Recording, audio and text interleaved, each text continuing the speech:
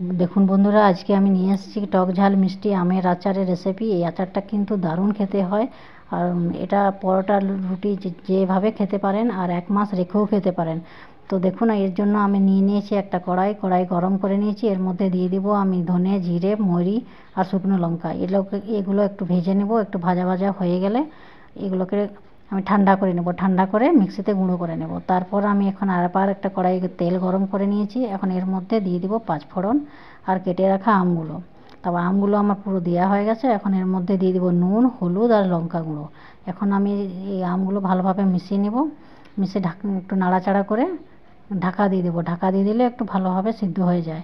এই দেখুন বন্ধুরা, আমি ঢাকাটা খুলে দিয়েছি। এখন আমার আমটা ভালোভাবে সিদ্ধ হয়ে এসেছে। এখন এর মধ্যে আমি দিয়ে দিব গুড়টা দিয়ে দেবো। গুড়টা দেওয়ার পরে ধীরে ধীরে যেভাবে গুড়টা গলে আসবে, ধীরে ধীরে আমার আমটা ভালোভাবে সিদ্ধ হয়ে যাবে, সুন্দরভাবে গলে আসবে। এই দেখুন বন্ধুরা, আমটা আমার সিদ্ধ হয়ে গেছে, সুন্দরভাবে গলে গেছে। এখন আমি এর মধ্যে দিয়ে দেবো গুঁড়ো মশলা, ভাজা গুঁড়ো মশলা, আর দিয়ে দিব বিট নুন আর চাট মশলা।